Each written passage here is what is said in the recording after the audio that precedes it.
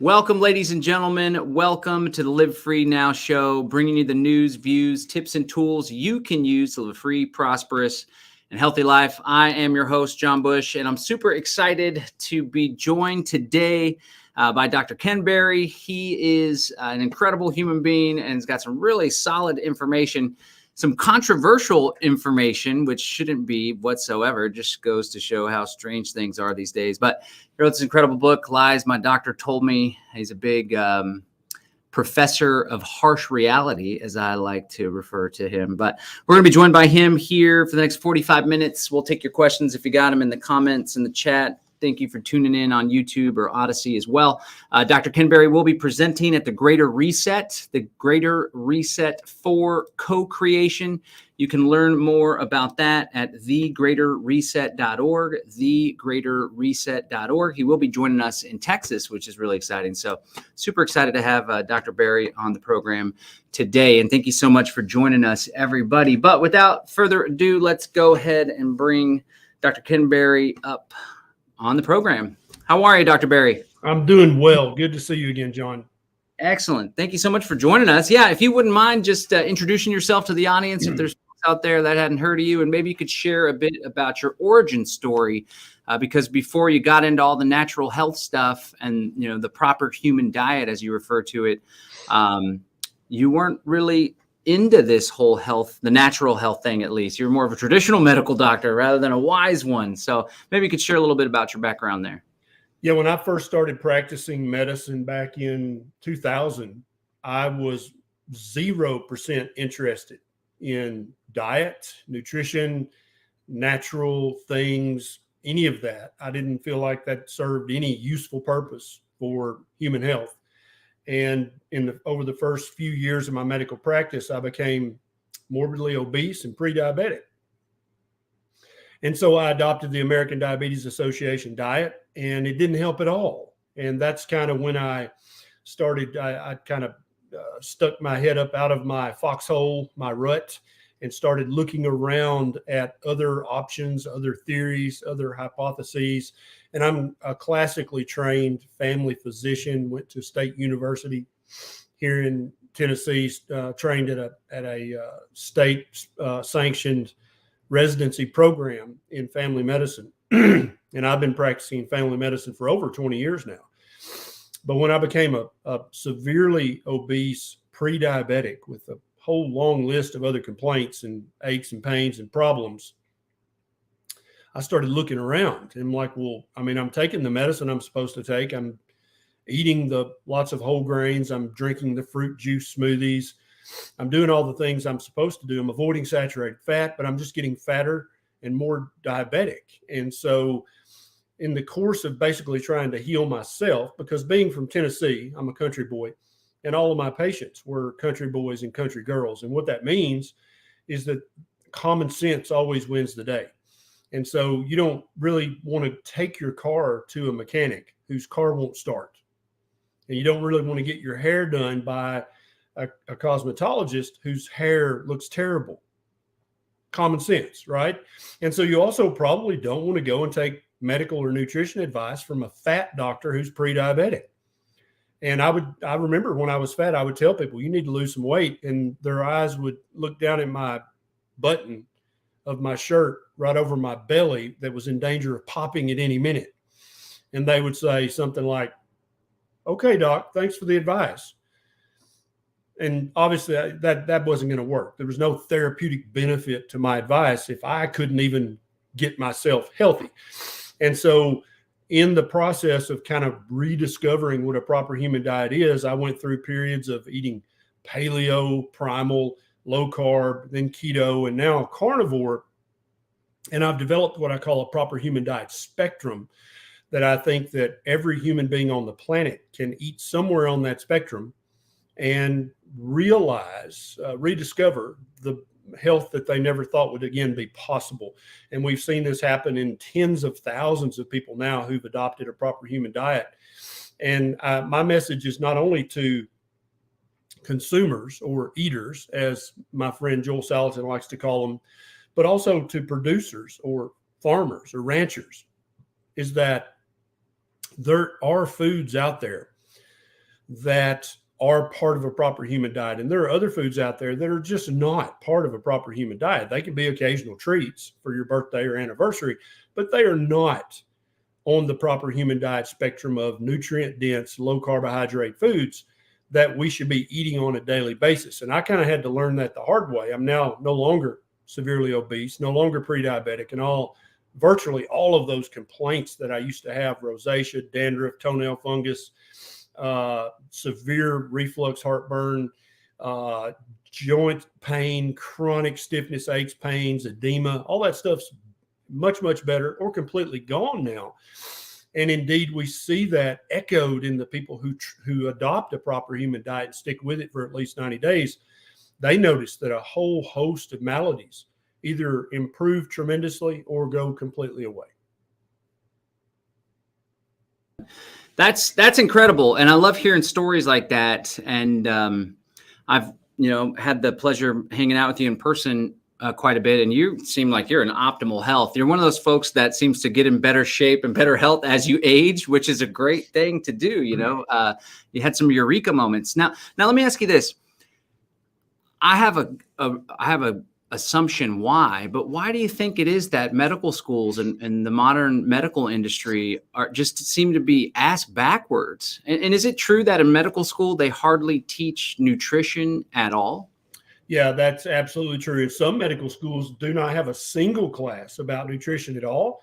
Wow. I was fortunate. I had one half of a semester of nutrition in my second year of medical school. So for half the semester, we were taught behavioral science, and half the semester it was nutrition. And so I think that kind of gives you some insight into just how important the medical school curriculum advisors thought nutrition and behavioral health were. They didn't think it was very important at all, because we got 10 times that much education on anatomy and physiology, cell and molecular biology, pathology, pathophysiology. And those things are definitely important, but nutrition should be one of the main things talked about in medical school for every single doctor. And I think where doctors and other healthcare providers get it so wrong is that, and this is, when I first say this, it sounds disrespectful or it sounds harsh, but doctors and dietitians and nutritionists and PAs and nurse practitioners, they're just dudes and chicks, just like you and I. And they are susceptible to all the errors in logic, all of the fallacies of human reasoning. They are just as susceptible to those things as you are, regardless of your profession, your truck driver, waitress, whatever. There are a list of logical fallacies and a list of errors in thinking that we're all susceptible to. But some of the errors are actually more educated, and I won't say more intelligent, I'll say more educated, more formally educated people are more susceptible to certain fallacies.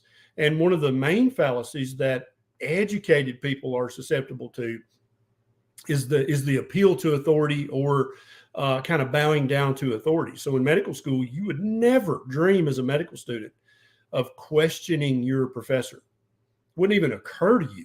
It could be potentially suicidal to do that. You look at those people as the end all be all. They are the preeminent authorities. They know everything and you know nothing. That's kind of how you go into medical school.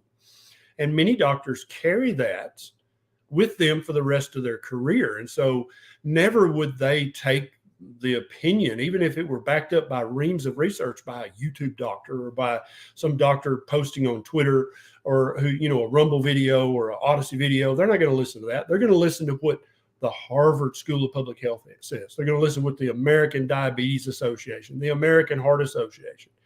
They're looking up to authorities. And the truth is that should be a very safe way to practice medicine. They should be giving us good information kind of from the top down. But for the last 50 years or so, because of several fallacious hypotheses that were accepted as fact, it's completely driven both schools of nutrition, dietitians, and medicine off the rails. And so if you fall off the roof or you get hit by a bus, you 100% need to seek medical care in a medical institution, a hospital. You need trauma surgeons. You maybe need an endocrinologist. You need all these specialties. But if what you're suffering from is a chronic disease, a chronic non-communicable disease, some people call these diseases of the modern society, like type 2 diabetes, prediabetes, metabolic syndrome, hypertension, fatty liver, obesity, severe obesity, and increasingly a long list of mental health diagnoses. Your doctor, who you trust and look up to, is probably not going to be able to help you to reverse that condition, because they have one tool in their toolbox, and that's their prescription pad.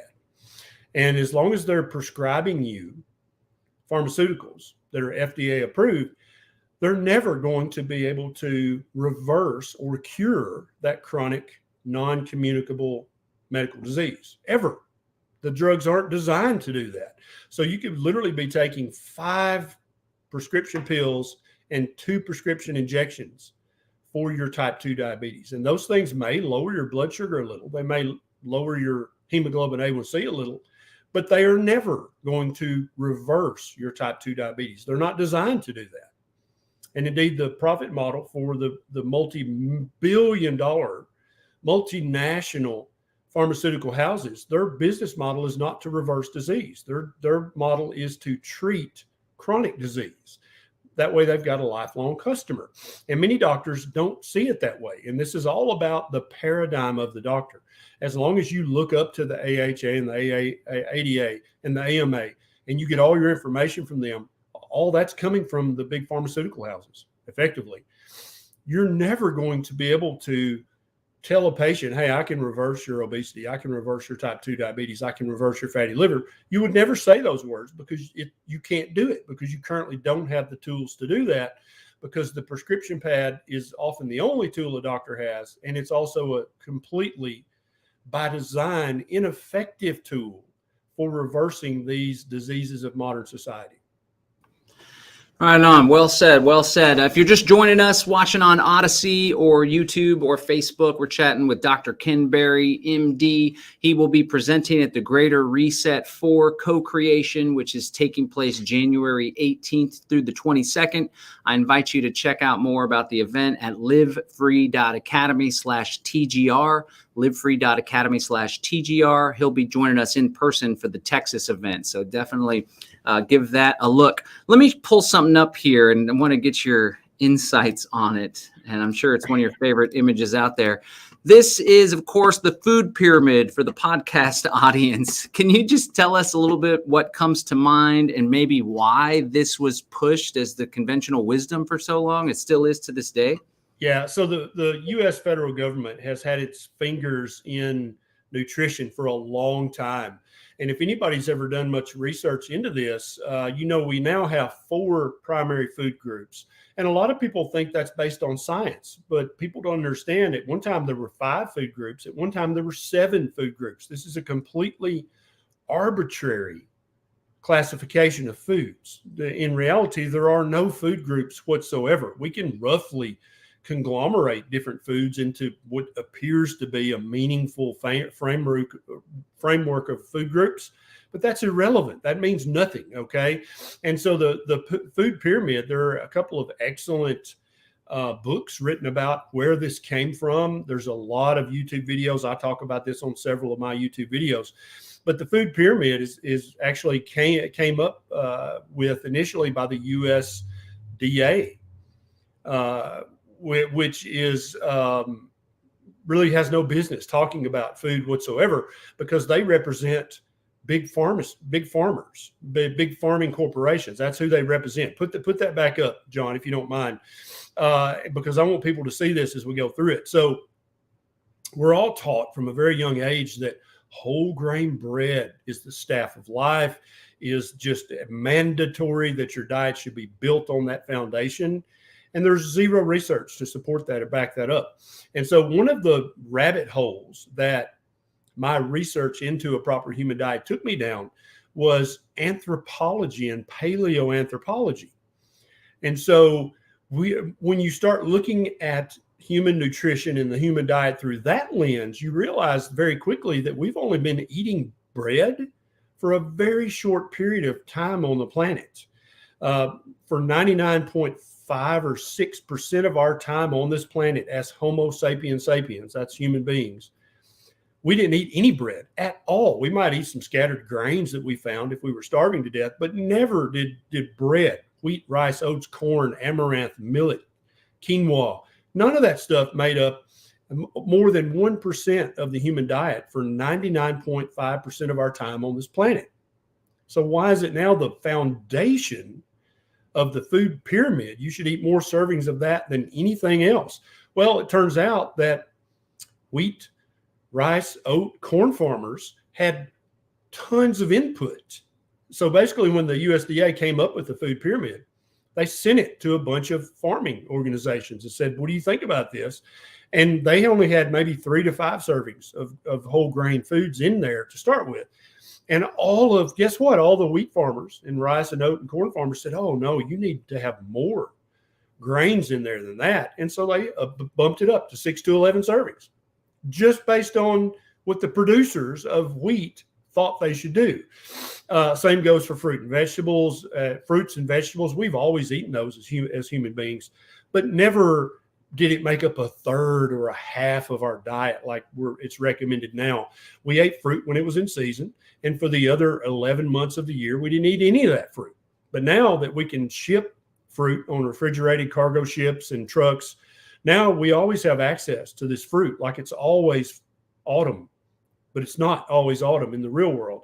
And our DNA is not used to having access to these high levels of carbohydrates, sugars, and fructose year round. That's not part of a proper human diet. And so in going down that rabbit hole of anthropology and paleoanthropology, it actually revealed to me how important regenerative agriculture is to the overall healthy diet of humanity and the health of humanity as a whole. And so much so that Nisha and I now own a regenerative ranch and farm, and we raise our own animals and our own vegetables, and we've got berry trees and apple trees and pear trees, and we eat those in season.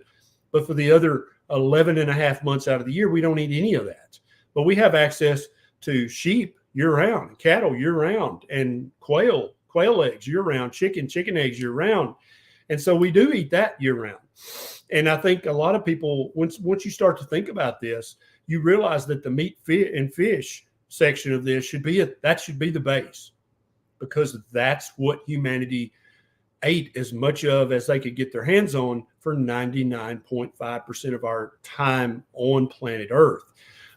Meat, dairy, and cheese. We've only been eating dairy in the form of cheese and fermented dairy, and actually drinking milk for about 8,000 or 9,000 years. So for 99% of our time on this planet, 99.5%, we never drank the milk of any mammal except for one, our mother, when we were an infant and a baby and a toddler. And as soon as we were weaned off the breast milk, for 99.5% of our time on this planet, we never drink milk again for the rest of our life. But the dairy council, right, the dairy lobbyists have made it you have to drink milk every day. And as a child, I think that's probably true. But as an adult, you never need to drink milk or eat any dairy product ever again for the rest of your life. And then at the top, fats, oils, and confectionery. And what they do is they lump in healthy animal fats like beef tallow, lard, and other healthy animal fats, egg yolks, and butter. They lump that in with all the unhealthy fats. And they also lump it in with dessert. They lump it in with candy and pastries, which is completely anti-ancestral, because for 99.5% of our time on this planet, we ate as much fatty meat, as much fat from animals as we could get our hands on, as often as we could. But now they've got it up at the top where you should just limit that. And they also confuse you by lumping it with canola oil and sunflower oil, soybean oil, peanut oil, corn oil, cottonseed oil. Well, animal fats are very, very different from vegetable seed oils. But from looking at this chart, this chart literally gives you no insight whatsoever as to a proper human diet and what human beings should eat. This chart is made up rubbish based on the profits of grain farmers and the USDA, and then other inputs that really are not based on what have human beings eaten for the last few millennia. Yeah, it's basically just a big giant scam. And unfortunately, the government has so much influence over so many people, industries. And as somebody pointed out, Wild Blue Whippets watching on YouTube, we were taught this food pyramid crap from kindergarten on. So they get the youngsters, myself included, at a very young age, and people are they're just raised to believe this is how we ought to eat. Let me ask you a question.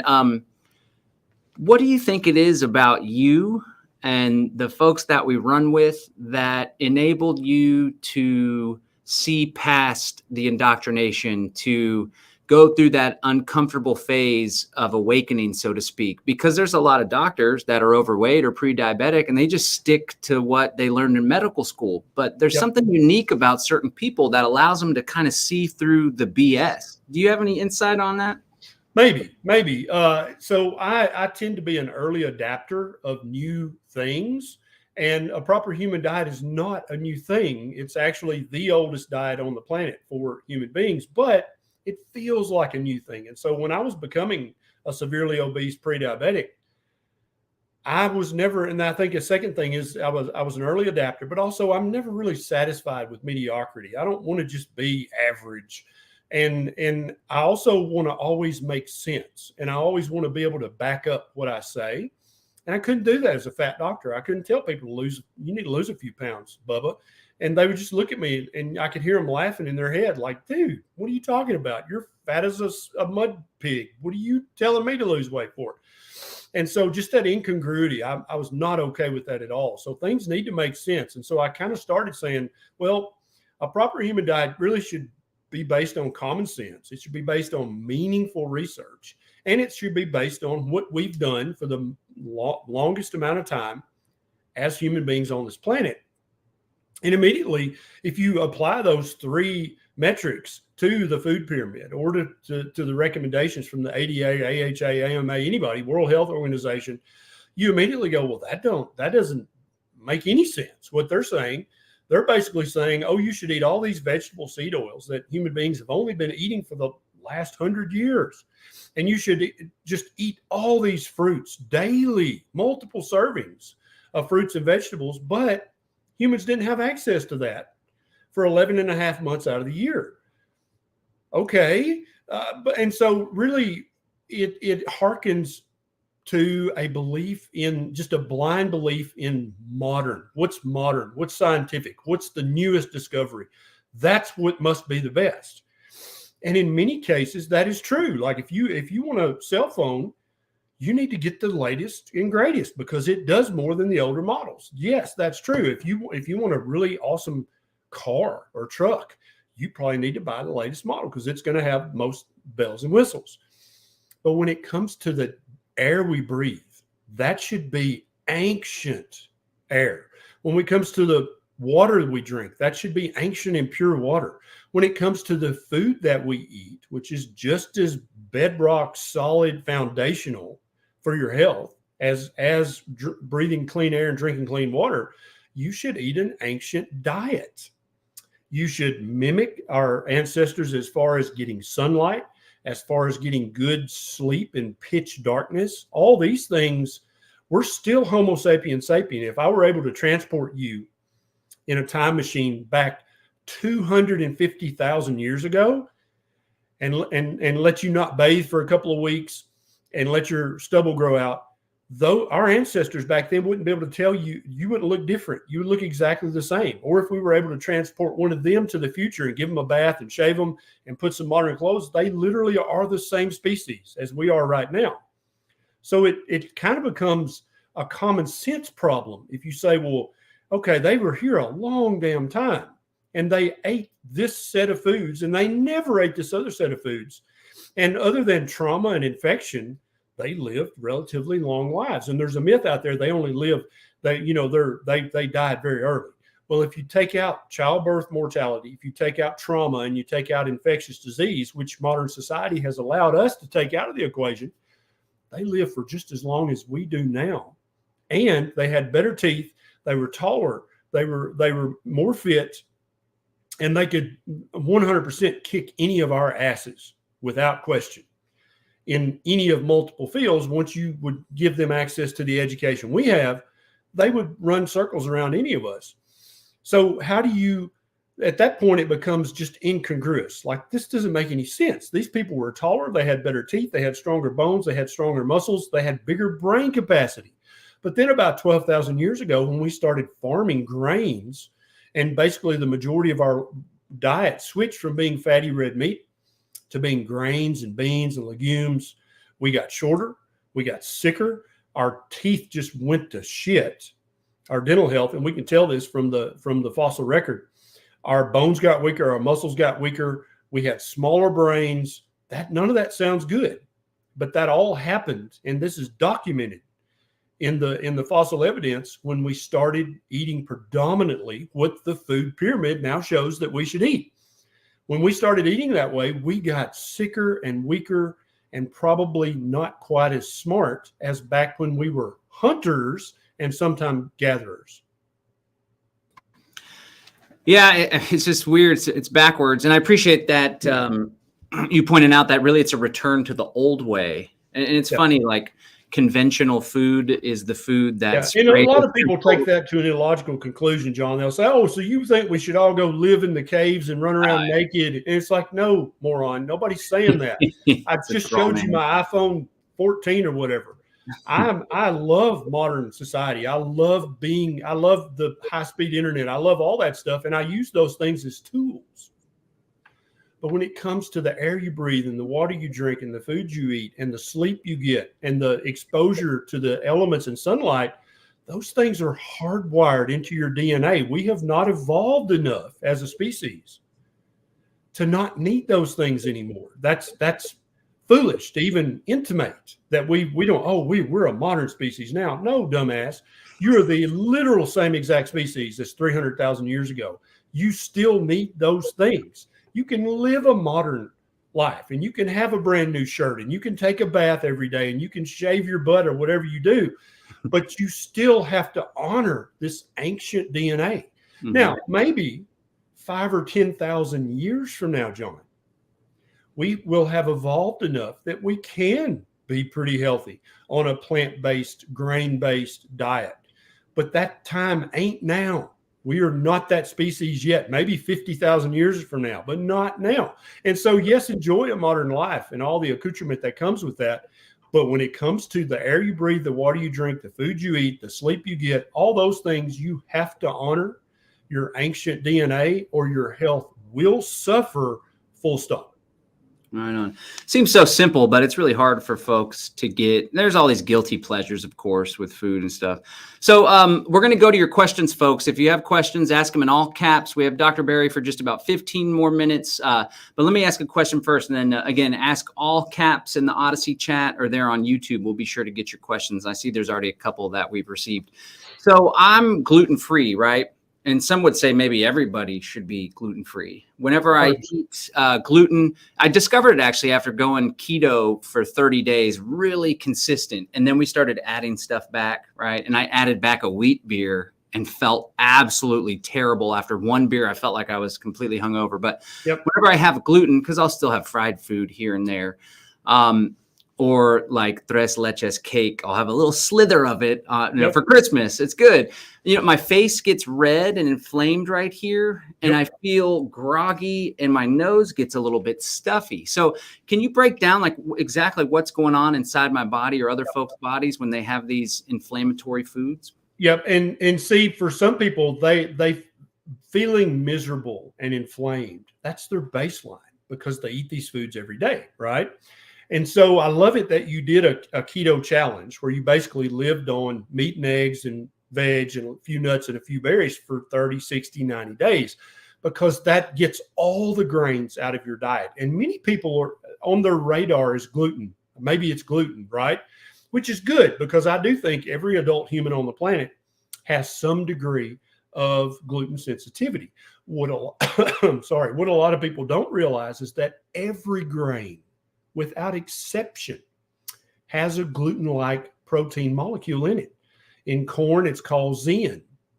In every grain, there are inflammatory proteins, just like gluten and gliadin, in every grain on the planet, even the ancient grains like emmer and einkorn, because I always get a question about that. Well, that's the problem we're eating modern GMO wheat. No, that may be worse than ancient grains, but it's not good enough to be better. And so even the ancient grains contain these anti-nutrients, is what some people call it. That's number one. Number two is many people think if I eat a food and I don't develop an overt allergic reaction, right, hives and can't breathe, then I can eat that food. It's fine.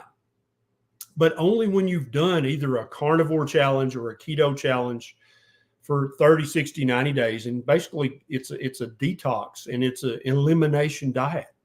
And so you don't eat any grains for 30, 60, 90 days. Then your body, the chronic inappropriate inflammation that you just thought was normal is so much better that when you do reintroduce one of those grains, your body is able finally to give you immediate feedback. And you're like, holy crap. So many people suffering from chronic rhinitis, rosacea, eczema, psoriasis, when they just eliminate all the grains, it gets so much better. They're like, holy crap, how does my doctor not know about this? Because first of all, this is free. There's no copay, no prior authorization. I don't have to stand in the pharmacy line for an hour to get this. I just stop eating grains. There's still a million other delicious foods I can eat, but I feel so much better. And a lot of people don't have an overt allergic reaction to grains, but they will have subtle nasal congestion or subtle skin problems or subtle mental problems. They'll get foggy, get a little down in the dumps. And they feel like that's their normal, John, until they eliminate all that stuff for at least 30, but preferably 90 days. And that's one of the beautiful things about a ketogenic diet or a ketovore diet or a carnivore diet is you eliminate a whole ton of shit for a period of time. And then, so your body's so much less inflamed and so much healthier after that elimination challenge. And when you reintroduce those things, you're like, holy crap, I had no idea. And so I love that you did that. And I love that you discovered that. And what you're going to discover after you do another challenge and eliminate all grains and all beans and all legumes is that which now feels like your normal baseline health is going to get even better. So I'm excited for you to try that, John, and do 90 days of a carnivore diet and then start to reintroduce some of the plants that you thought, how the hell is kale not healthy? What? Maybe it is for you, but maybe it's not. And there are many people who have this same reaction, not only to grains, but to liquid dairy. A lot of people think raw milk is a gift from the creator, and it is if you're under 6 years of age. But after that, you lose the lactase persistence and you become more sensitive to the casein and the wheys in the liquid dairy. But if you're drinking it every day, you don't know. It's like an alcoholic drinking a gallon of whiskey a day. If you say, hey, stop drinking beer, he does that. He's like, I feel the same. That didn't help me at all. But if you detox that alcoholic for 90 days and then say, here, drink a beer, immediately that alcoholic can feel the beer and go, oh, crap, yeah, I need to avoid that. But that's the same way we are if we're following the food plate or the food pyramid or some plant-based dogma. You don't know how good you could feel because you think your current level of misery is baseline healthy for you, and it's not.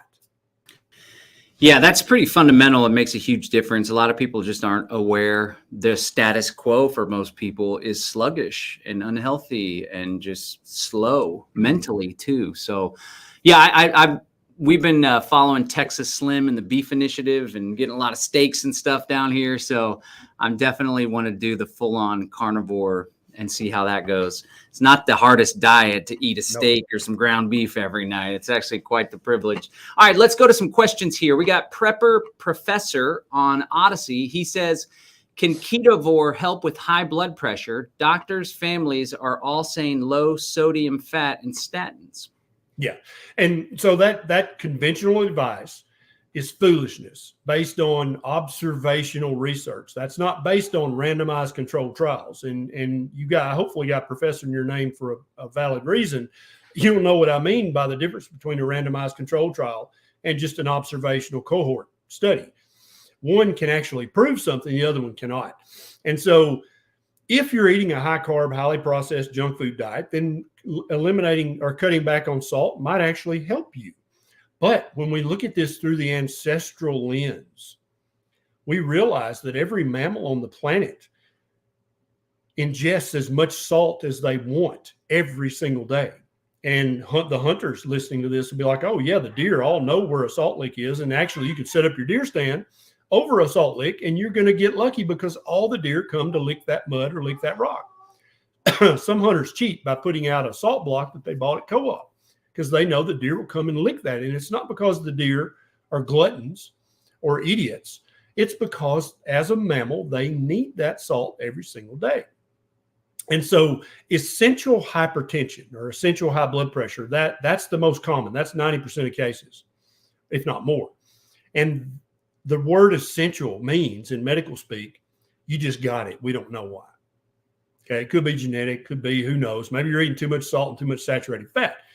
But many people eliminate salt almost completely from their diet and saturated fat, and their blood pressure maybe gets 2 points better. And they're like, okay, I guess I have high blood pressure. I just have to take these 2 or 3 or 4 pills every day. But when you adopt a very low carbohydrate diet like keto or ketovore or carnivore, what that does is it decreases the amount of sugar that you're eating every day. And so sugar, yes, as just pure sugar, but also starches. Vegetables are full of starches. Grains are full of starches. What is a starch? A starch is just a long chain of sugars holding hands.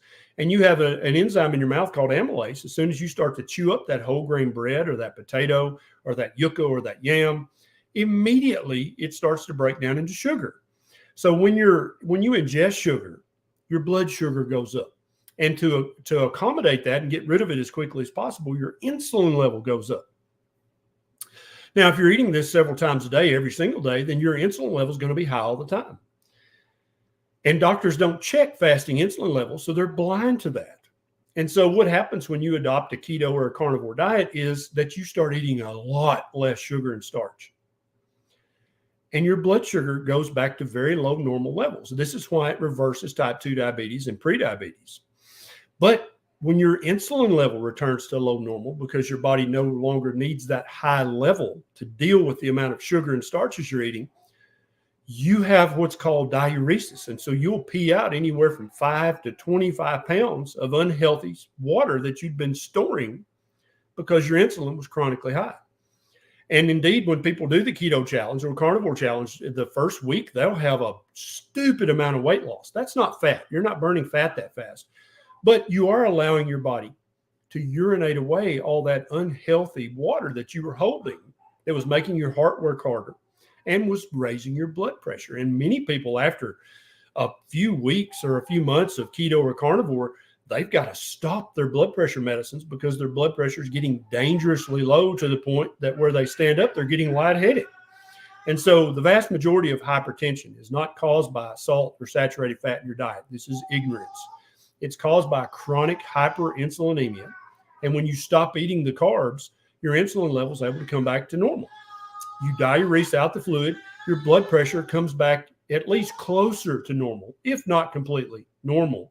And many people have been able to stop 3 or 4 blood pressure medications, and they either wind up taking no blood pressure medication at all, or they're taking a low dose of one blood pressure pill to keep their blood pressure perfect on a keto or a carnivore diet. Right on. Thanks for that.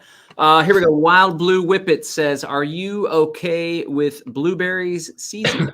Yeah. And so all of the plant foods are basically, you need to look at them as starvation foods or poverty foods. So if you and I, John, if we were stuck on some military op and we were just stuck and we had no access to meat and eggs whatsoever, all we had was just bags and bags and cans of rice and beans and wheat, we should eat that to keep from starving to death. Okay. Now, the reason that fruits and berries get ripe in the autumn is so that we can eat them and spread their seeds, but we can also put on 5 or 10 or 15 pounds of fat because winter's coming. right? Now, 100,000 years ago, that was the difference between life or death. You needed to put on that 5 to 20 pounds of autumnal fat in case the winter was harsh and you couldn't make any kills. You didn't starve to death because you could live on that stored fat. But now, effectively, in modern society, it's never winter, right? Even if it's winter, we still got our refrigerator. We still got our deep freeze. We still got the pantry. We still got the grocery store right up the road. It's never truly winter in modern society in the traditional sense that food is very, very scarce and you risk losing a finger if you stay outside too long, right? And so we have blueberry bushes on the farm. We have a pear tree, a plum tree. I've got plants planted all over this place, persimmon trees. And so primarily they're going to be for the animals to eat because there's almost nothing like persimmon finished pork or persimmon finished lamb. It's divine, okay? Because it helps them gain fat just like it does us. But in a starvation situation, John, my family would 100% eat all that. We would eat all the plants after we ate up all the animals, right? So it's a fallback food for me. It's not a primary food. So when the blueberries are ripe, Beckett and I, my three and a half year old, will absolutely go up there and we'll clean the blueberry bushes during the 2 weeks that blueberries are available. And for the rest of the year, we won't eat any blueberries at all. Now, I don't think that serves a purpose in modern society other than it's just pleasurable. They taste freaking amazing, right? And I love watching my toddler go up there in his his underwear and barefoot and clean the blueberry bushes. It's a source of great joy for me to watch him every morning get up and say, "Can we go check the blueberries?" I'm like, "Yeah, let's go." But I don't think that's serving any needed nutritional purpose in him.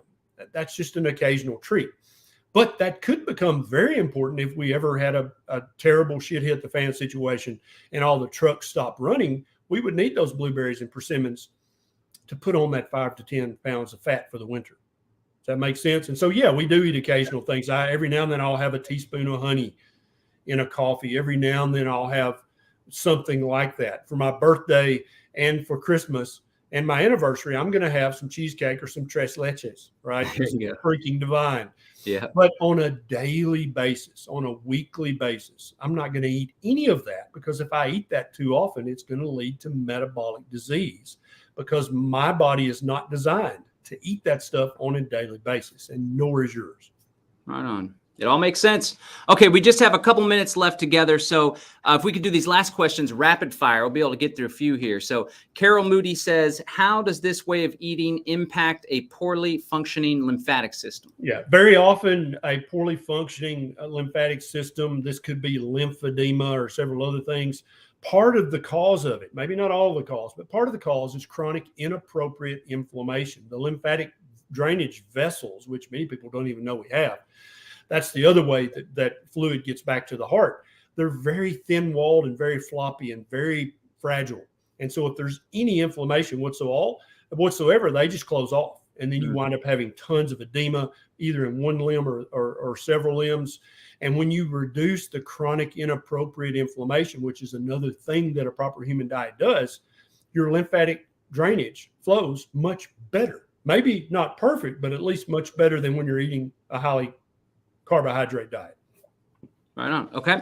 Wild Blue Whippet says, salt from the sea. Do you have a favorite brand? Yeah, I think we should all eat salt from the sea, but it should not be the modern ocean because it's full of microplastics and nanoplastics. It's full of Fukushima and Chernobyl, right? I don't want that. I only eat sea salt, but it's salt from an ancient sea. Okay, so the salt that I love is Redmond's real salt. It's mined in Utah. It comes from 450 feet under the ground. There's a 30-foot cap of bentonite clay on top of it. That was from a pristine ocean from millions of years ago that was never exposed to the plastics and the radiation and the other junk in our modern oceans, right? Our modern oceans are so bad that I actually limit seafood to small fish that haven't eaten a lot of other fish that have and therefore built up mercury and other toxins. I don't eat big swordfish anymore and humongous tuna. I only eat small fish out of the ocean because they haven't had time to magnify that stuff. And so there are several different brands of salt. And on every continent of the earth, John, there is an ancient salt mine. So if you live in Europe or Asia, you should eat real Himalayan sea salt. But be careful, because a lot of it is just junk, evaporated modern ocean salt with some pink food coloring. And you don't know if that's what it is or not, because it's mined in Pakistan. And a lot of people in Pakistan don't really love Americans. And so who the hell knows what's in your salt? But I would say get salt from your own continent and get salt that's mined from deep underground, and eat some salt every day. Salt every meal to your taste. That's the evolutionary way we know we're getting enough salt. Also, it's how we know if we're getting too much salt, John, because if you put too much salt on your steak, you're going to be like, I can't eat it. It's too salty. That means that's too much salt. If your steak doesn't have enough salt, that means you need to add more salt. Right on. Yep. Listen to your body. It knows what's best. One more question. What's a good food for memory? Yeah. So this is a good question, and there's two ways of looking at every question like this. First of all, what are good foods for memory? But probably the more important question, John, is what foods should I eliminate to stop hampering my memory? This is very important. And so the vast majority of it, my answer is going to be, what foods should you eliminate to stop crippling your brain and stop hampering your memory and stop slowing down your mental capacity? And that's all the things you'll eliminate on a real whole food ketogenic diet or carnivore diet. Now, with that being said, and that's the most important part of this answer, so don't gloss over that, all you guys. That's the most important part of this answer. Now, the second part of this answer, much less important, is you should optimize foods that are very rich in omega-3 fatty acids. And you should make sure you're getting enough vitamin D and enough iodine in your diet, either from foods. And I have YouTube videos about what foods are richest in iodine, which foods are richest in omega-3 fatty acids, what foods are richest in zinc and selenium and all these others, because that is important. And so you want a lot of omega-3 fatty acids in your diet. You get this from egg yolks, from fat of properly raised animals, and then also the small cold water seafood fish that I talk about in that video. But don't focus so much on what should I add to my diet, because that can lead you astray. Because if you're eating a diet composed of Pepsi Cola, jelly donuts, right, and Doritos, and you add some omega-3 rich foods to your diet, you're not going to notice any improvement whatsoever. And that's why a lot of the omega-3 research winds up not showing any improvement, is because you're still eating all that other shit. Stop eating that stuff that is literally shackling your brain's ability to function, and eat omega-3 rich foods, and make sure you're getting enough zinc, selenium, iodine, vitamin D. Your brain's going to function at its optimal level. Excellent. Okay, great. All right. Well, before we let you go, we have the Greater Reset 4 co-creation coming up January 18th through the 22nd. You'll be presenting in Texas. Why do you think it's important for people to join us there in person? Well, I think it's very important because I think it's become very obvious to most of your listeners that we can't trust the information that we're getting from governmental agencies. We can't trust mainstream media to give us proper answers anymore. And I don't buy into the conspiracy theories. I think it's a conspiracy of stupidity and laziness. I think that's what the majority of the problem is. And people love profits in many cases more than they love their fellow man. So when you combine those three things together, you get a system like we're basically living in right now. And so I think it's time for a lot of people you can still check in with mainstream media, but you don't ever blindly believe what they say ever again. You got to start looking outside of your normal paradigm and your normal box. You've got to start reading and actually listening to books on tape. You got to start going to these conferences, because at this conference, I think you're going to learn how to properly raise animals, or you not? And you're going to learn what a proper human diet actually is. And in that perfect nexus, that perfect marriage of a proper human diet and a proper human life, and how to properly raise animals and how to properly take care of the soil that you walk on with your feet every day, hopefully barefoot sometimes, that when you marry all those things together, that is where a proper human diet with your best physical health, your best mental health, the best odds for your offspring, your children, your nieces, your nephews, your grandchildren to prosper. That's where it's going to come from in a sustainable, regenerative way. You might jump on the latest financial trend, Bitcoin or whatever, and you might make $1 million, but that might go away tomorrow. But if you learn the foundational principles of a proper human diet and a proper human life that you'll learn from a conference like this, that's bedrock. And also it's nobody can ever take it away from you. Your Bitcoin might disappear tomorrow. Sorry, John, I know you own some. But I promise the knowledge that you get from a conference like this, nobody can tax it. Nobody can take it away. Nobody can steal it. Nobody can ban it, because they might ban it in modern society, but you still got it in here. Awesome. And that makes you resilient and anti-fragile in a way that nothing else does. I love it. I like that concept of anti-fragile too. I've been working that in a lot. Yeah, even though Nassim Taleb blocked me on Twitter, I'm still a great fan of his work and his work on anti-fragility and resilience. I think it's mandatory. Everybody needs to understand what it is, even though he blocked me. Right on. Well, it's definitely the anti-fragile diet that you've been promoting and bringing it back to humankind's roots. So I appreciate you spending some time with us. We'd love to have you back again in the future, and I'm looking forward to seeing you here in Texas come later in January. Absolutely. Thanks so much, John. Thank you so much. All right, ladies and gentlemen, that was Dr. Ken Berry. You can find his work at drberry.com. That's drberry.com. Like I said, he'll be joining us for the Greater Reset 4 co-creation, the Greater Reset 4 co-creation. It's taking place in Bastrop, Texas, just a little bit east of Austin, January 18th through the 22nd, January 18th through the 22nd. You can head on over to livefree.academy/TGR.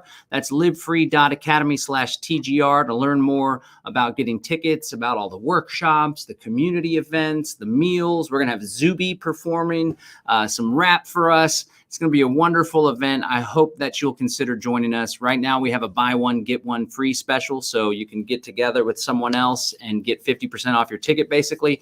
Or if you're coming in, you want to bring someone along, maybe you want to help them wake up or help them to overcome some anxiety and some dread they're experiencing in life. It's a very positive movement. It's not naive. We know that there's a problem going on in the world. We know there's some very evil people looking to control a lot of our lives, but we're focused on solutions. And whenever you actually get out there, get your hands dirty, start eating right, start coalescing with like-minded people, pulling the kids out of government school, living your best life, you experience freedom that you never thought possible. No matter what the bozos and clowns are doing in Davos, Switzerland, or in Washington, D.C., we are uniting with our fellow free human beings to create a better world. And I very much would like for you to be a part of it. So head on over to livefree.academy/TGR, livefree.academy/TGR, and take advantage of this amazing opportunity to buy one ticket and get one free,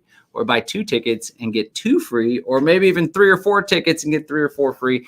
We look forward to seeing you out there. Again, this is John Bush with the Live Free Now Show, bringing you the news, views, tips, and tools you can use to live a free, prosperous, and healthy life. We'll see you next time. Bye.